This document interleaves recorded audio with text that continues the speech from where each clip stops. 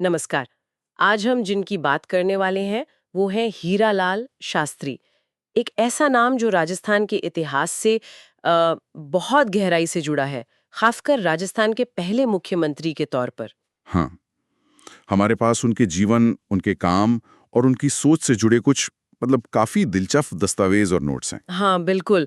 और इन स्रोतों को देखने का हमारा मकसद सिर्फ ये नहीं है कि भाई वो पहले मुख्यमंत्री थे। हाँ, हम कोशिश करेंगे समझने की कि एक व्यक्ति के तौर पर हीरालाल शास्त्री कौन थे, उनका वो जो शिक्षा और समाज सेवा वाला जुनून था, उनकी राजनीतिक यात्रा में क्या उतार चढ़ाव आए, और हाँ, वो विरासत जो वो पीछे छोड़ गए। तो चलिए पे शुरू करते हैं। उनके शुरुआती जीवन को देखें अगर। हाँ। जन्म हुआ 24 नवंबर 1899 को। जगह थी जोबनेर, जयपुर के पास ही है। पिता थे पंडित चिम्मन लाल शास्त्री। एक साधारण पृष्ठभूमि से यहाँ तक का सफर, राजस्थान के पहले मुख्यमंत्री तक, ये अपने आप में बहुत कुछ कहता है। बिल्कुल। और उनकी शिक्षा वो भी जयपुर में ही हुई। महाराजा कॉलेज से 1920 में बीए किया। उस जमाने के हिसाब से ये एक अच्छी अकादमिक नींव कही जाएगी। लेकिन एक बात जो ध्यान खींचती है वो है उनकी आत्मकथा प्रत्यक्ष जीवन शास्त्र। नाम देखिए कितना अलग है। हाँ, प्रत्यक्ष जीवन शास्त्र, जैसे जीवन ही एक खुली किताब हो, एक शास्त्र हो जिससे सीखा जाए। ये उनके स्वभाव के बारे में कुछ बताता है क्या? वो कैसे सोचते होंगे? हाँ, बिल्कुल। ये उनके आत्मविश्लेषण वाले स्वभाव की तरफ इशारा करता है। वो जीवन को सिर्फ जी नहीं रहे थे, शायद उस पे मनन भी कर रहे थे, उससे सीख भी रहे थे। और फिर उनका वो गीत भी है, प्रलय प्रतीक्षा नमो नमा। ये भी काफी मशहूर हुआ। प्रलय प्रतीक्षा नमो नमः, ये सिर्फ एक गीत लगता है या उस समय की कोई भावना, कोई संकल्प? हाँ, मुझे भी यही लगता है। ये सिर्फ एक गीत नहीं है, उस दौर की जो राष्ट्रीय भावना थी, जो उथल पुथल थी, और शायद उनके अपने मन का कोई द्वंद्व या संकल्प, ये उसकी अभिव्यक्ति ज्यादा लगता है। तो हाँ, कह सकते हैं कि ये उनके विचारों का आईना था। दिखाता है कि वो सिर्फ प्रशासक या नेता नहीं थे, अंदर एक विचारक, एक कवि भी था। अच्छा, शिक्षा पूरी करने के बाद उनके करियर में एक मोड़ आता है। उन्होंने 1921 से 27 तक जयपुर राज्य सेवा में नौकरी की, लेकिन फिर छोड़ दी। ये थोड़ा चौंकाता है, उस जमाने में सरकारी नौकरी छोड़ना कोई आम बात तो नहीं रही होगी। नहीं, बिल्कुल नहीं। ये उनके जीवन का एक अहम मोड़ था। जरूर कोई गहरी वजह रही होगी। शायद व्यवस्था में रहकर वो जो बदलाव चाहते थे वो मुमकिन नहीं लग रहा था। या फिर ऐसा भी हो सकता है कि समाज सेवा और शिक्षा की तरफ उनका खिंचाव वो ज्यादा मजबूत हो गया हो। इसी के बाद हम देखते हैं कि उनका झुकाव पूरी तरह शिक्षा और सामाजिक कामों की तरफ हो गया। और यहीं से कहानी पहुंचती है 1935 तक, जब उन्होंने शांताबाई शिक्षा कुटीर की नींव रखी। बिल्कुल। ये तो बहुत ही महत्वपूर्ण घटना है। एक बड़े सपने की शुरुआत। हाँ, बिल्कुल। और ये सपना सिर्फ उनका नहीं था, उनकी पत्नी श्रीमती रतन शास्त्री, उनकी भी बराबर की भागीदारी थी इसमें। यही शांताबाई शिक्षा कुटीर आगे चलकर बना वनस्थली विद्यापीठ, जो आज टोंक जिले के निवाई में है। और इसे सिर्फ एक स्कूल या कॉलेज कहना इसकी अहमियत को कम करना होगा। हाँ, क्योंकि उस जमाने में लड़कियों की शिक्षा, वो भी ग्रामीण भारत में, इस तरह पर सोचना। बिल्कुल। एक विश्व स्तरीय महिला विश्वविद्यालय की कल्पना करना और उसे बनाना, ये तो क्रांतिकारी कदम था। उस दौर के हिसाब से तो बहुत ही बड़ी बात थी। और उनका वो साझा आदर्श वाक्य था, स्वावलंबन और नारी सशक्तिकरण। लगता है ये सिर्फ कहने के लिए नहीं था। वनस्थली विद्यापीठ शायद इसी की मिसाल बना। सही कहा। ये सिर्फ किताबी ज्ञान नहीं, बल्कि लड़कियों को आत्मनिर्भर बनाना, उन्हें जीवन के लिए तैयार करना, इस पर जोर था। और रतन शास्त्री जी का योगदान, उसे भी राष्ट्रीय स्तर पर पहचान मिली। ये जानना जरूरी है कि वो राजस्थान की एकमात्र महिला हैं जिन्हें पद्मश्री और पद्म विभूषण दोनों सम्मान मिले। अच्छा, पद्मश्री और पद्म विभूषण दोनों? ये तो वाकई बहुत बड़ी बात है। जी, ये हीरालाल जी और रतन जी दोनों के साझा समर्पण और विजन का प्रमाण है। और वनस्थली विद्यापीठ आज भी उसी विजन का प्रतीक है कि शिक्षा कैसे समाज बदल सकती है, खासकर महिलाओं के जीवन में। लेकिन शास्त्री जी का जीवन सिर्फ शिक्षा तक ही सीमित नहीं रहा। राजनीति में भी वो काफी सक्रिय रहे। राज्य सेवा छोड़ने के बाद वो प्रजामंडल आंदोलन से जुड़ गए। हाँ, प्रजामंडल आंदोलन, ये रियासतों में नागरिक अधिकारों और एक जिम्मेदार सरकार की मांग कर रहे थे। ये भी आज़ादी की लड़ाई का ही एक हिस्सा था जो रियासतों के अंदर चल रहा था। 1937 में जब जयपुर प्रजामंडल की दोबारा स्थापना हुई तो हीरालाल शास्त्री इसके मुख्य लोगों में से एक थे। उनका संगठन कौशल यहाँ काम आया। और सिर्फ स्थापना ही नहीं, 1940 में वो इसके अध्यक्ष भी बने। मतलब आंदोलन में उनका कद काफी बढ़ गया था। जी, और इसी दौर से जुड़ा एक महत्वपूर्ण और थोड़ा कह सकते हैं विवादास्पद वाकया भी है 1942 का जेंटलमैन्स अग्रीमेंट। हाँ, ये मैंने भी पढ़ा है। भारत छोड़ो आंदोलन का समय था। जयपुर के प्रधानमंत्री थे मिर्जा इस्माइल, और शास्त्री जी ने उनके साथ एक समझौता किया।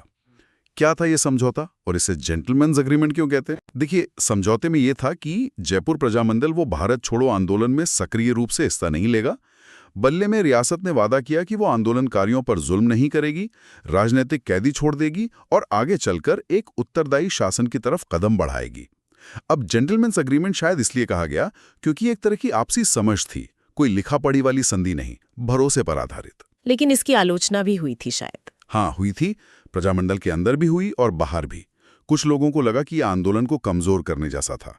लेकिन वही बात है, उस समय की राजनीतिक परिस्थितियां बहुत जटिल थी। नेताओं को कई बार मुश्किल चुनाव करने पड़ते थे।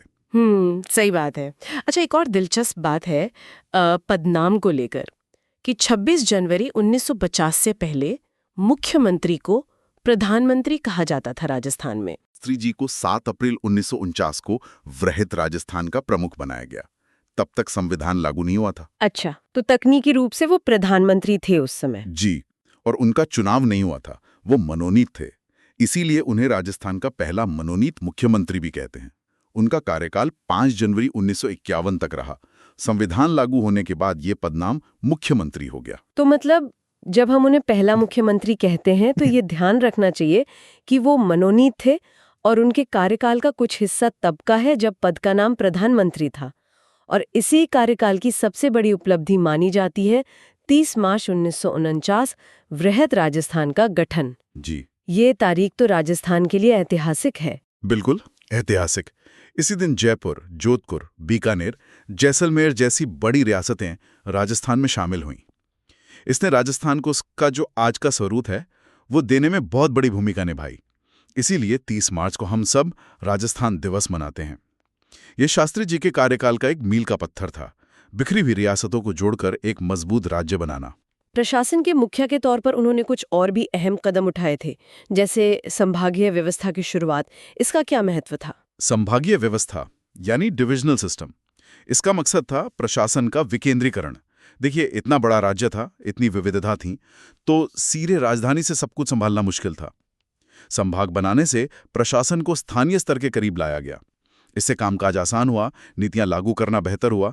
ये एक जरूरी प्रशासनिक सुधार था। उनके समय में के राधाकृष्णन और वी नारायणन जैसे अनुभवी लोग मुख्य सचिव भी रहे। मुख्यमंत्री पद से हटने के बाद भी वो राजनीति में सक्रिय रहे, राष्ट्रीय राजनीति में भी गए। हाँ, वो 1957 से 1962 तक सवाई माधोपुर से लोकसभा सांसद चुने गए।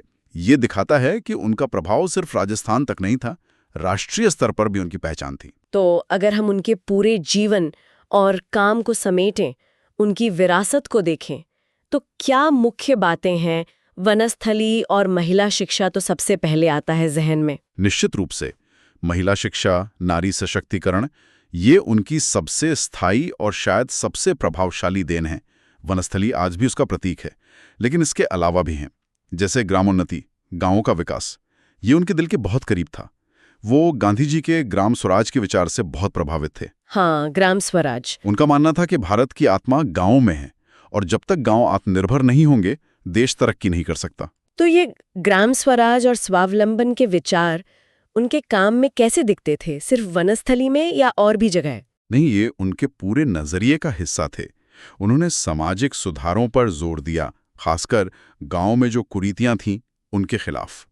सहकारिता आंदोलन को बढ़ावा दिया ताकि गांव की अर्थव्यवस्था मजबूत हो, लोग मिलकर अपनी समस्याएं सुलझाएं। उनका लक्ष्य सिर्फ राजनीतिक सत्ता पाना नहीं था, असल मकसद था जमीन पर लोगों के जीवन में बदलाव लाना। स्वावलंबन का विचार सिर्फ महिलाओं के लिए नहीं, पूरे ग्रामीण समुदाय के लिए था।